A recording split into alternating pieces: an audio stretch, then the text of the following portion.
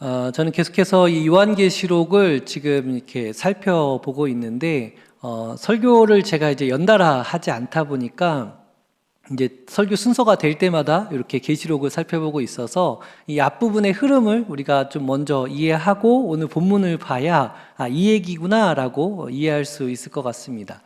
요한계시록 1장에서는 이 계시의 주체, 그러니까 이 계시를 선포하고 그 주인공 되시는 예수 그리스도가 이렇게 등장을 합니다. 그래서 2장에서는 이 예수 그리스도를 고백하는 교회들의 형편을 2장과 3장에서 나타나고 있는데, 때로는 이 교회들이 흔들리기도 하고 또 책망과 또 칭찬 가운데 살아가고 있음을, 그 믿음을 붙들고 살고 있음을 보여주고 있습니다. 그래서 1장에서 예수님을 보여주면서 그 믿음을 따라 살아가는 이 교회들을 2장과 3장에서 보여주고, 이 땅에서의 시선을 이제 4장에서는 하늘로 옮겨서 이 땅의 교회들은 그 믿음을 갖고 살아가면서 흔들리기도 하지만 하늘 보좌에 계신 이는 절대 흔들리지 않고 온전히 통치하고 계시다라는 것을 보여주고 있습니다. 그래서 4장에 계신 그 보좌에 앉으신 이를 보여주면서 5장에서는 이제 그 보좌에 앉으신 이가 지니고 있는 두루마리를 1절부터 5절까지 보여주는데, 흥미로운 점은 이 1절에서 5절 사이에서 이 요한이 그 보좌에 앉으신 이가 지니고 있는 그 두루마리를 뗄 이가 없다라는 사실을 깨달으면서 크게 우는 장면이 나타납니다. 이때 옆에 있던 장로가 요한에게 그 인을 떼기에 합당하신 이가 있음을 보여주면서 오늘 우리가 살펴보는 6절의 이야기가 시작되어집니다. 그래서 보좌에 앉으신 이가 지니고 있는 그 두루마리를 이제 오늘 본격적으로 그 인을 떼기에 합당하신 이가 그 인을 떼기에 어떻게 합당한지를 함께 살펴볼 수 있을 것 같습니다.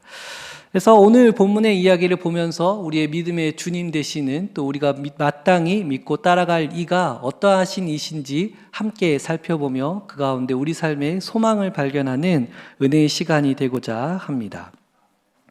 먼저 우리가 좀 전에 읽긴 했었지만 6절 말씀을 한번 보고 살펴보도록 하겠는데요.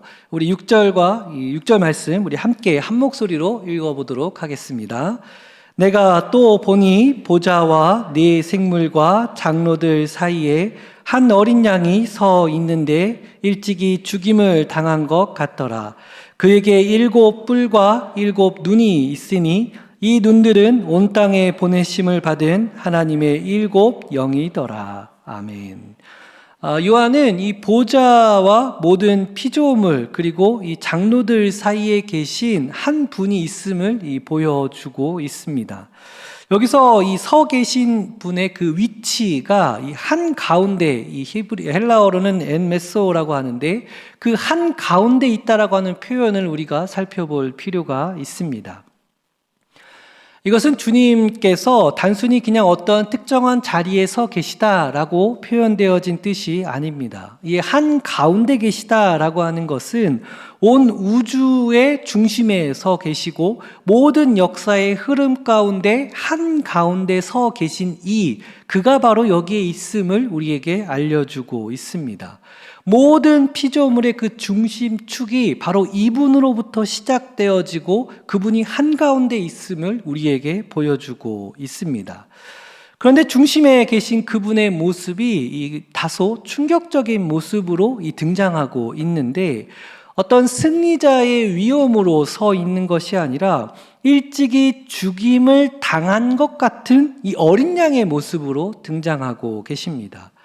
여기서 죽임을 당한 것 같다라고 하는 표현은 이 헬라어 문법상의 이 완료 수동태라는 형태로 기록되어져 있는데, 이것은 과거에 끝난 사건이 아니라 과거에 있었던 그 사건이 현재도 지금도 계속해서 그 효력이 이어지고 있는 상태를 담고 있습니다. 그래서 죽임을 당한 것 같은 그 형태가 여전히 지금도 유지되어져 가고 있는 모습을 우리에게 보여주고 있습니다. 우리가 잘 알고 있듯이 주님은 분명히 승리하셨습니다. 근데 그 영광스러운 부활의 승리 가운데 그 주님의 몸에 십자가의 상처를 고스란히 담고 계심을 우리에게 보여주고 있는 것입니다.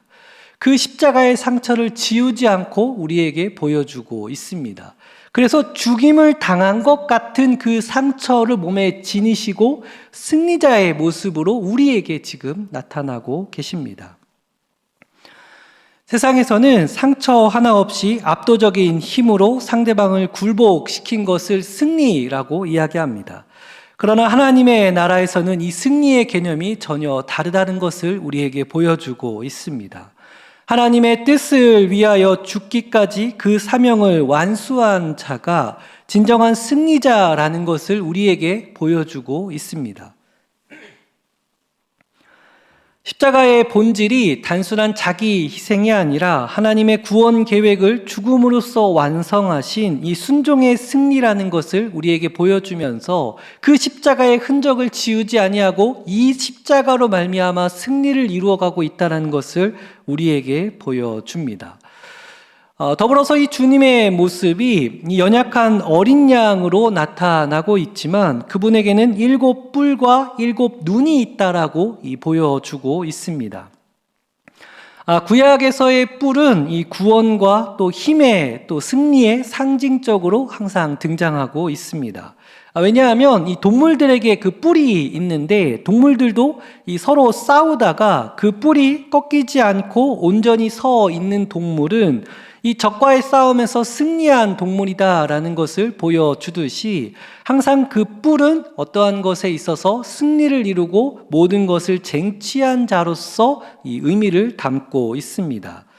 그래서 뿔은 기본적으로 승리를 상징하는데 주님은 이 7이라고 하는 숫자를 통해 그 승리가 완전한 승리다라는 것을 우리에게 알려주고 있습니다. 7 뿔을 지니신 이 곧 온전한 승리를 다 이루신 이가 여기에 서 계신 것입니다. 근데 이게 흥미로운 사실은 이후에 우리가 살펴보겠지만 이 마귀가 등장하는 장면을 보면 이 마귀는 뿔을 10개를 지니고 등장하게 되어집니다. 이 주님의 이 승리의 모습을 모방해서 그 모방하는 것뿐만이 아니라 나는 조금 더 있다라는 듯이 이 10개의 뿔을 지니고 등장하는 장면으로 이후에 나타나고 있음을 볼 수 있습니다. 하지만 진정한 승리는 온전히 이 뿔을 지니신 이 어린 양에게만 있음을 성경은 우리에게 알려줍니다. 또한 그분께는 온 세상을 살피고 있는 7 눈을 지니고 있음을 우리에게 보여주고 있는데 진정한 승리를 지니신 이가 온 세상을 다 살피시고 그가 다스리지 않는 곳이 없다라는 것을 알려주기 위하여 7 눈을 지니고 계심을 보여줍니다. 여기서 우리는 주님께서 왜 그 수치스러운 십자가의 상처를 지우지 않고 계신지에 관하여 깊이 생각해 볼 필요가 있습니다. 십자가라고 하는 것은 세상의 관점에서 보면 어떠한 실패나 죄악되어진 그리고 연약함의 가장 극치로 보여주고 있습니다. 그러나 주님은 그 수치의 자리에서 직접 몸에 지니고 계시고 도리어 그것이 가장 찬란한 영광의 흔적이라는 것을 계속해서 우리에게 알려주고 계십니다. 죽임을 당한 것 같은데 죽지 않으셨고 오히려 그 상처를 통하여 온 인류의 생명을 주님께서 살려내셨습니다. 우리의 삶도 역시나 마찬가지로 이 주님을 따라 살아내는 삶의 자세가 필요함을 생각해 볼 수 있습니다. 우리의 삶은 가만히 이렇게 살펴보면은 저마다 이 십자가의 흔적들이 다 담겨 있습니다. 경제적인 결핍이 있을 수도 있고 무너진 건강이 우리의 십자가가 될 수도 있습니다. 혹은 내 자녀나 배우자의 문제로 감히 남들 앞에 꺼내놓지 못할 이 가슴 아픈 상처들을 우리는 다 지니고 있습니다. 세상은 그것을 향하여 수치스럽다라고 이야기하고 그것을 드러내지 못하도록 만들고 있습니다. 하지만 주님은 그 상처들을 외면하지 않으시고 직접 몸에 지니시며 그것이 이 세상 가운데 오히려 드러나게 살고 계심을 보여줍니다.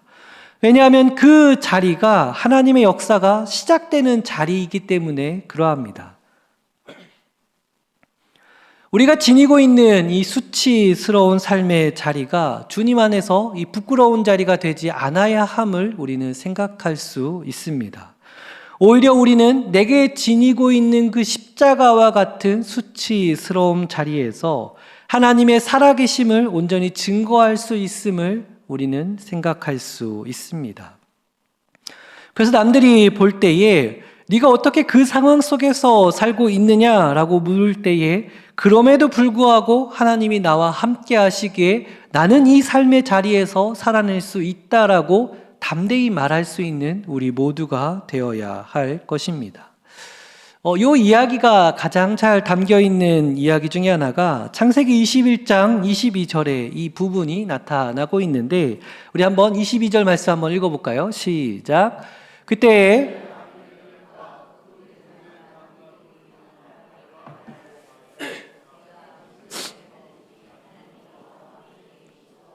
아멘. 이 장면이 어떠한 장면이냐면은 이 자식이 없어서 그 생명이 끊어진 것과 같은 고대 사회에 내 아들이 없다라고 하는 것만큼 수치스러운 일이 없는데 그 수치 가운데 살아갔던 이 아브라함에게 있어서 이삭이 태어났습니다. 이 소식을 들은 이 이방 민족의 왕이었던 아비멜렉이 찾아와서 이 아브라함에게 지금 오늘 본문과 같이 이 고백하고 있는 장면입니다. 가문의 생명이 끊어졌다라고 여겼는데 그 메마른 삶에서 이 생명이 있다라는 것을 발견하였고 죽은 것 같은 그 자리에서 생명이 살아있음을 목격했을 때 이방 민족이었던 아비멜렉이 도리어 하나님의 살아계심을 인정하고 있는 장면이 바로 여기서 나타나고 있습니다. 이것이 오늘 우리의 삶 가운데 역시나 나타나야 하는 부분입니다. 우리를 향하여 손가락질하는 그 삶의 현장에서 우리는 생명이 살아있음을 증거하며 살아내야 하고 있습니다. 그래서 우리를 지켜보는 이들로 말미암아 너를 보니 하나님의 살아계심이 진짜 있는 것 같다라고 고백하도록 우리는 만들어야 하는 것입니다. 우리 주님은 십자가의 흔적을 결코 버리지 않았습니다. 도리어 그 십자가의 흔적을 몸에 지니심으로 말미암아 하나님의 살아계심과 하나님의 역사하심을 온전히 나타내어 주셨습니다. 우리도 역시나 그 삶의 자리에 주어진 십자가의 길을 외면하지 않고 도리어 그 상처 속에서 살아계신 하나님을 날마다 우리가 증거하면서 진정한 승리자의 삶을 우리 모두가 살아내야 할 것입니다. 이러한 삶의 소망이 우리 가운데 늘 함께 하시길 간절히 소망합니다. 이어지는 7절과 8절의 말씀 속에 이 어린 양이 어떻게 합법적으로 이 세상의 통치권을 가지고 오게 되시는지에 대하여 살펴보고자 합니다. 이 7절과 8절 말씀인데요. 우리 함께 한 목소리로 한번 읽어보도록 하겠습니다. 그 어린 양이 나와서 보좌에 앉으신 이의 오른손에서 두루마리를 취하시니라. 그 두루마리를 취하심에 네 생물과 24장로들이 그 어린 양 앞에 엎드려 각각 검은고와 향이 가득한 금 대접을 가졌으니 이 향은 성도의 기도드리라. 아멘. 어린 양이 보좌에 앉으신 이의 그 오른손에서 두루마리를 이렇게 취하고 있는 장면이 나타나고 있습니다. 사실 이 장면을 이해하기 위해서는 이 고대 이스라엘 사회에서 있었던 하나의 문화를 우리가 잘 이해할 필요가 있습니다. 이미지를 한번 보여주시면은 당시에 이 토지를 계약하거나 혹은 토지를 내가 온전히 매매할 때 우리가 매매 계약서를 쓰듯이 이 매매 계약서를 쓰면 이렇게 씁니다. 지금 보시는 장면의 왼쪽과 같이 이 기다란 종이에다가 위에는 토지 소유에 대한 상세한 기록들이 남겨져 있습니다. 이 토지의 위치가 어디에 있고 또 누가 이것을 소유했으며 이것을 매매할 적에 증인들이 누구누구이고 언제 이것을 매매했다라는 것을 매우 상세하게 기록합니다. 그리고 그 밑에는 위에 기록되어져 있는 내용을 요약해서 이렇게 간단하게 기록되어져 있습니다. 그래서 밑에는 위의 내용을 요약되어져서 이 토지는 누구 거다라고 그냥 간략하게 기록됩니다. 그래서 이것을 위에서부터 매우 상세하게 기록되어져 있는 장면은 둘둘둘 말아서 오른쪽에 보는 것처럼 저렇게 인봉을 취하여서 아예 인을 찍어서 누구도 열어보지 못하게 묶은 다음에 밑에는 누구나 항상 열어볼 수 있도록 오픈되어져 있습니다. 그래서 둘둘 말린 이 두루마리에서 오픈되어져 있는 부분을 열어보면 이 땅이 누구 땅이구나 알 수 있는데, 그 위에 인봉되어져 있는 부분들은 언제 이것을 뜯어내냐면은 다시 이 토지가 매매될 때, 혹은 이 토지의 계약서를 다시 작성해서 누군가의 소유로 온전히 이전할 때는 위에 인봉을 떼어내는 문화가 있습니다.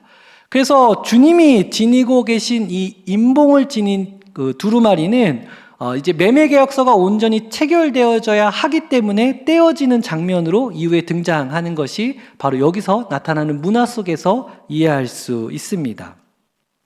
이제 내려주시고요. 그래서 이 인봉된 이 문서를 아무 때나 여는 것이 아니라 실제 매매가 이루어질 때에 이루어지는데, 보통 이때는 법적인 공방이 벌어지거나 최종적인 판결이 이루어질 때 그 인봉이 비로소 열리게 되어집니다.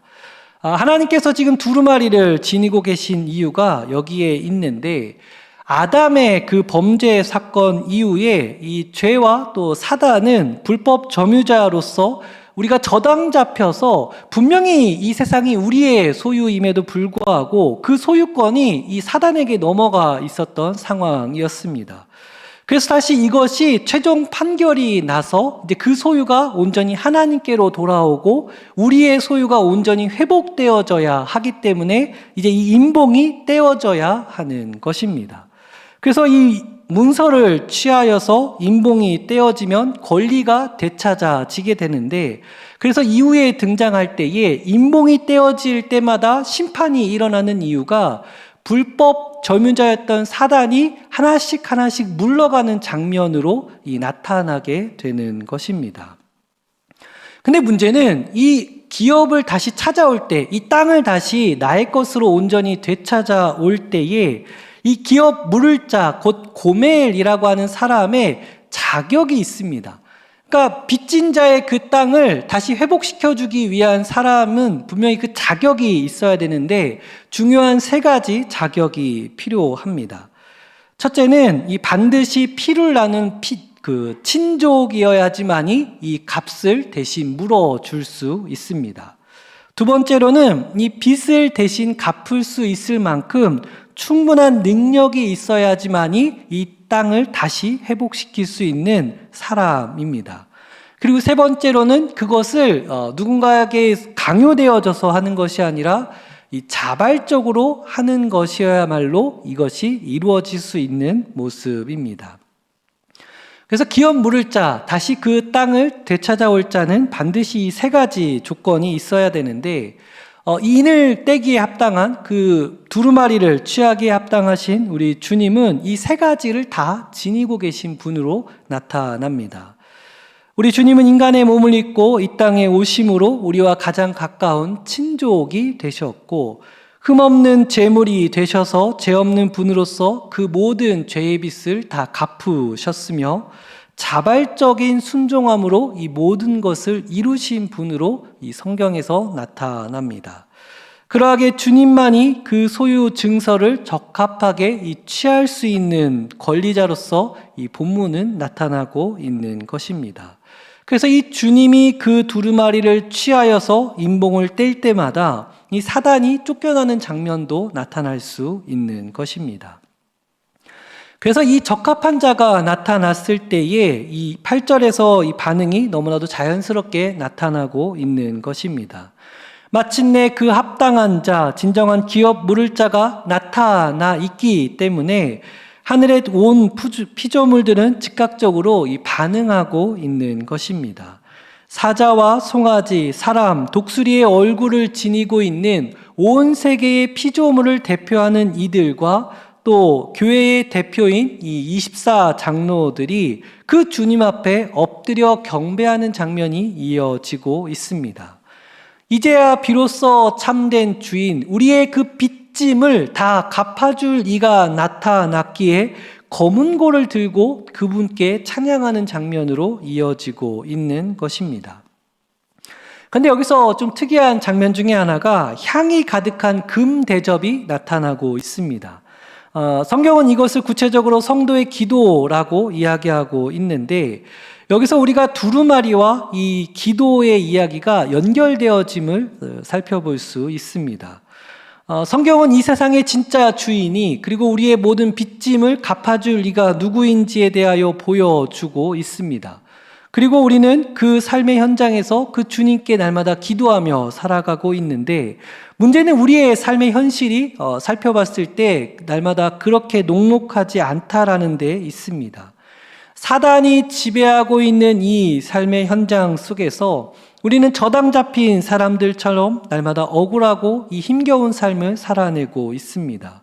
그리고 그 원통함 속에 우리는 주님께 부르짖으며 날마다 기도 가운데 나아갑니다. 그런데 문제는 우리의 기도가 마치 아무런 응답이 없는 것처럼 이 공중에서 흩어지는 그 연기와 같이 느껴질 때가 참 많은 것 같습니다. 내가 기도로 하나님께 올려드리기는 하는데 과연 이 기도가 주님께 상달되어지나 그냥 연기처럼 내 눈앞에서 사라지는 것은 아닌가라고 느껴질 때가 참 많습니다. 그런데 본문은 금 대접이라고 하는 매우 귀중한 그 대접 가운데 우리가 날마다 눈물을 흘리며 기도했던 그 모든 기도의 향이 온전히 담겨져서 이 주님께 마침내 적합한 자가 나타난 이 예수 그리스도께 그 기도의 내용이 전달되어지고 있음을 보여주고 있습니다. 우리의 모든 눈물의 기도가 하나도 빠짐없이 담겨져서 주님께 상달되고 있는 것입니다. 그러하게 우리가 날마다 기도하는 그 기도의 자리를 결코 포기하거나 절망할 필요가 없음을 우리에게 선포하고 있습니다. 성경은 우리가 현재 겪고 있는 고난이 장차 우리에게 나타날 영광과 감히 비교할 수 없다라고 알려주고 있습니다. 도리어 힘겨운 날들 속에서 우리가 하나님께 기도할 수 있다라는 그것이 도리어 우리에게 힘이 되고 능력이 되며 큰 위로가 될 수 있습니다. 우리는 응답하실 또 모든 것을 듣고 계실 그 주님을 바라보며 기도할 수 있기 때문에 우리는 산소망으로 하루하루의 삶을 살아낼 수 있습니다. 마침내 모든 인을 떼시고 모든 것을 바로잡으실 그 예수 그리스도를 끝까지 바라보며 오늘 삶에서 이루어지는 기도를 포기하지 마시길 바랍니다. 온전히 그분을 신뢰함으로 말미암아 오늘 주어진 삶의 자리를 끝까지 붙들어내야 하는 우리 모두가 되기를 간절히 소망합니다.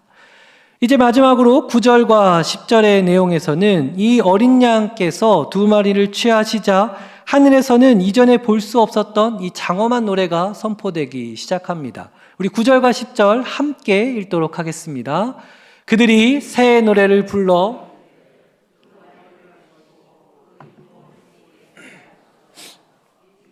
죽임을 당하사 각 족속과 방언과 백성과 나라 가운데서 사람들을 피로 사서 하나님께 드리시고 그들로 우리 하나님 앞에서 나라와 제사장들을 삼으셨으니 그들이 땅에서 왕 노릇하리로다 하더라. 아멘.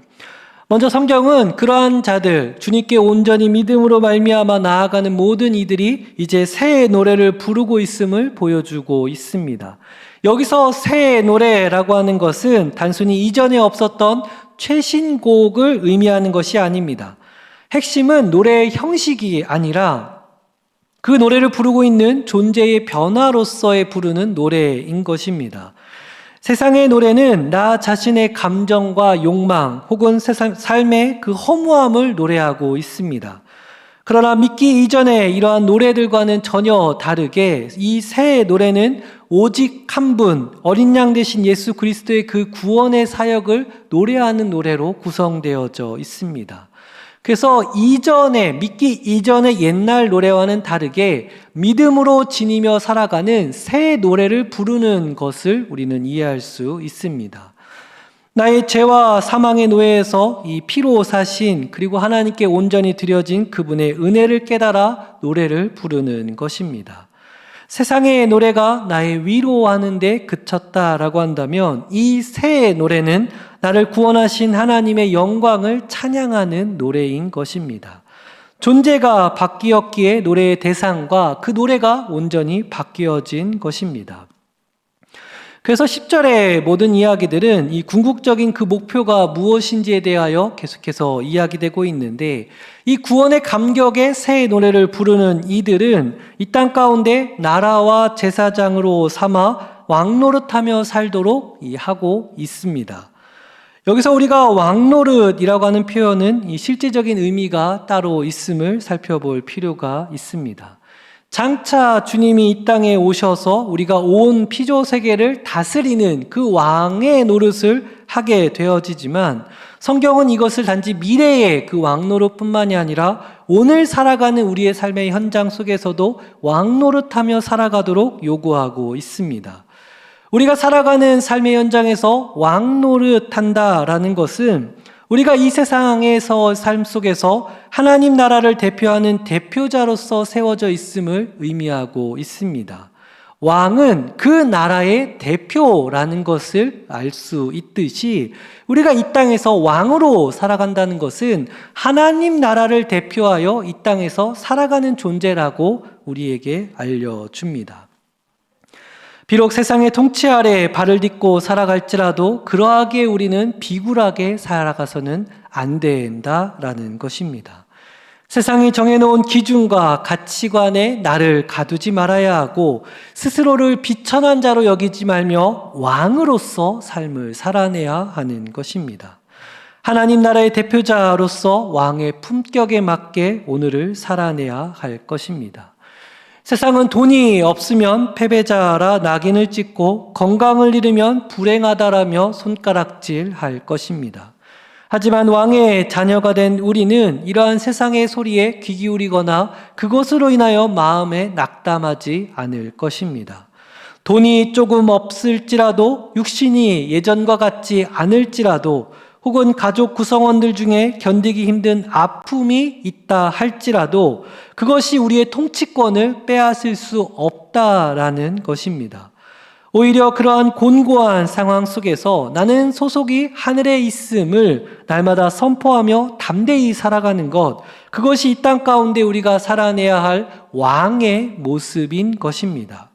또한 이 왕의 통치권은 제사장의 사역으로 연결되어집니다. 우리를 제사장으로 삼으셨다라고 하는 표현은 구약시대 때의 제사장의 역할은 죄인 되어졌던 자들이 제물을 갖고 와서 이 제사장으로 말미암아 하나님과 연결되어지는 역할을 하고 있는데 마찬가지로 우리가 제사장으로서 살아간다는 것은 하나님을 알지 못하며 여전히 죄 가운데 살아가고 있는 이들을 하나님과 연결시켜주는 사역으로서 우리가 삶을 살아내야 한다는 것을 보여줍니다. 하나님 나라의 대표자로서 그리고 나를 통하여 내 주변에 죽어가는 영혼들이 다시 하나님을 만나게 하는 이 생명의 사역을 날마다 우리가 감당하며 살아가는 것, 이것이 왕 같은 제사장으로 살아가는 우리의 모습인 것입니다. 세상의 가치관에 우리가 휘둘리지 않기를 원합니다. 도리어 하늘의 품격을 지니고 죄인을 하나님께로 인도하는 은혜의 삶으로 우리가 살아내야 할 것입니다. 그래야 우리에게 주어진 이 거룩한 사명을 끝까지 감당하며 나아가는 우리 모두가 되어야 할 것입니다. 말씀을 정리하고자 합니다. 오늘 요한계시록 5장의 환상을 통하여 이 역사의 참된 주인이 누구이신지 그리고 그분을 믿고 살아가는 우리의 삶이 어떠해야 하는지 함께 살펴보았습니다. 첫째로 우리 주님은 십자가의 사명을 완수하신 승리자라는 것을 우리는 알고 있습니다. 주님은 그 영광의 몸에 수치스러운 십자가의 흔적을 지니고 계셨습니다. 그 상처는 실패의 증거가 아니라 하나님의 뜻이 온전히 그곳에서 이루어져 있음을 보여주는 영광의 훈장이라는 것을 우리에게 보여주고 있습니다. 이처럼 우리의 삶 가운데서도 역시나 마찬가지로 나의 결핍과 내 삶의 아픔의 요소들은 부끄러움의 요소가 아니라 도리어 그 흔적 속에 하나님의 그 살아계심을 날마다 증거하는 승리자의 길을 우리도 걸어가야 할 것입니다. 두 번째로 오늘 우리가 함께 살펴본 이야기는 그 적법한 소유자 예수 그리스도가 나타나고 있음을 보여주고 있습니다. 주님은 우리의 삶 가운데 친족이 되셨고 죄 없는 생명으로 값을 치르셨으며 자발적으로 그 십자가를 지심으로 사단에게 저당 잡힌 우리의 모든 소유를 다시 하나님께로 다시 온전히 회복되어지는 이로써 등장하고 있습니다. 그 주님을 우리가 바라보며 날마다 우리에게 주어진 삶의 현장 속에 기도로서 주님께 응답되어짐을 믿으며 더 굳건히 나아갈 필요가 있습니다. 그렇게 믿고 나아가는 이들에게 세 번째로 오늘 본문 말씀은 우리가 하나님 나라를 대표하는 왕 같은 제사장이라는 것을 보여주고 있습니다. 우리의 소속은 저 하늘나라에 하나님 나라에 있음을 기억하며 세상의 가치관에 함몰되어 살아갈 것이 아니라 도리어 담대하게 또 대표자의 왕으로서 품격을 갖추고 오늘을 살아내며 죽어가는 저들, 죄에 빠져있는 그 모든 이들을 다시 하나님께로 연결시켜주는 이 제사장의 역할을 우리가 묵묵히 감당해내야 할 것입니다. 어린 양 되신 예수 그리스도께서 지금도 역사의 중심 가운데 여전히 우리를 살피시고 계십니다. 그분은 온 세상의 소유권을 마땅히 주장하실 그 두루마리를 취하실 적합한 자임을 우리는 믿고 나아가고 있습니다. 이제 그 주님이 모든 것을 회복시키실 그날을 우리가 바라보면서 이 거룩한 정체성을 날마다 붙들며 우리에게 주어진 삶의 자리 속에서 날마다 승리의 새 노래를 부르며 하나님 나라를 온전히 이 땅 가운데 증거하며 살아가는 우리 모두가 될 수 있기를 주님의 이름으로 간절히 축원합니다. 기도하겠습니다.